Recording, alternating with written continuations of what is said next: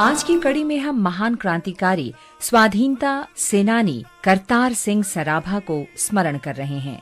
करतार सिंह का जन्म 24 मई 1896 को पंजाब के सराभा गांव में हुआ था। केवल 19 वर्ष की उम्र में ही करतार सिंह को अंग्रेजों ने फांसी दे दी थी।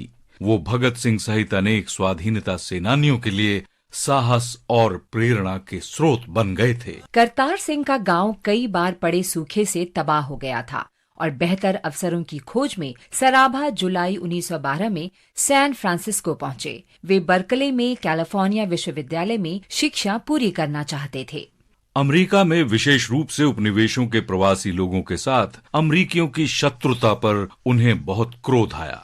कैलिफोर्निया में सराभा को उपनिवेश भूमि से आने वाले लोगों के अपमान का पूरा एहसास हुआ। उन्होंने भारत में ब्रिटिश उपनिवेशवाद के बारे में आक्रोश प्रकट करना शुरू किया। 1913 में ओरेगोन में गदर पार्टी की स्थापना हुई। गदर पार्टी का उद्देश्य सशस्त्र क्रांति के माध्यम से भारत में ब्रिटिश सत्ता को उखाड़कर अपने लोगों की प्रतिष्ठा बहाल करना था। गदर पार्टी का मुख्यालय सैन फ्रांसिस्को में था। सराभा ने गदर पार्टी की गतिविधियों में सक्रिय रूप से भाग लेना शुरू कर दिया। उन्होंने गदर अखबार के पंजाबी संस्करण की पहल की जिम्मेदारी संभाली और वहां रह रहे भारतीयों को जागरूक करने के लिए उसका प्रकाशन शुरू कर दिया। जुलाई 1914 में यूरोप प्रथम विश्व युद्ध में शामिल हो गया तो गदर पार्टी के कार्यकर्ताओं ने इसे ब्रिटिश सत्ता पर आक्रमण का अवसर समझा। गदर पार्टी ने भारतीयों को संगठित करने की योजना बनाई। करतार सिंह गदर पार्टी के उन कार्यकर्ताओं में शामिल थे जो 1914 में भारत वापस आ गए। भारत आते ही अंग्रेजों ने गदर पार्टी के अनेक कार्यकर्ताओं को गिरफ्तार कर लिया।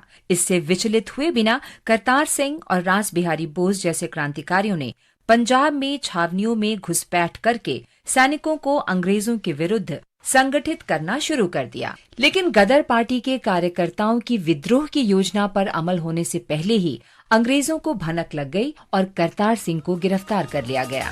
लाहौर षड्यंत्र केस के नाम से प्रसिद्ध इस मुकदमे के तहत लाहौर में कई सुनवाई हुई और पकड़े गए कार्यकर्ताओं पर विद्रोह में शामिल होने के आरोप लगाए गए। करतार सिंह सराभा ने अदालत में माफी नहीं मांगी और गर्व से कहा, अंग्रेजों के विरुद्ध अपने लोगों को एकजुट करना मेरा कर्तव्य है। उनकी अटल देशभक्ति ने जजों को बेहद नाराज कर दिया। 16 नवंबर 1915 को लाहौर सेंट्रल जेल में 19 वर्ष के सराभा और उनके साथी विष्णु गणेश पिंगले को फांसी दे दी गई।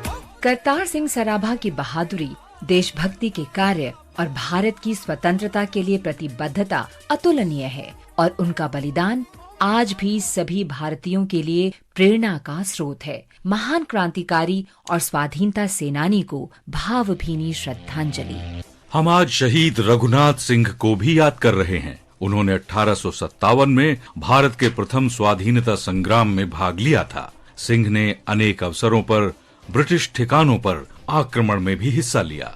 ऐसी ही एक गतिविधि के दौरान अंग्रेजों ने रघुनाथ सिंह को गिरफ्तार कर लिया।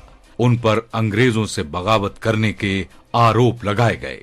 सिंह को बेड़ियों में जकड़ने और सश्रम कारावास की सजा देकर 16 सितंबर 1857 को निर्वासित कर दिया गया। सेल्यूलर जेल में कैद के दौरान 24 मई 1858 को सिंह का निधन हो गया। भारत माँ के महान सपूत रघुनाथ सिंह को शत शत नमन।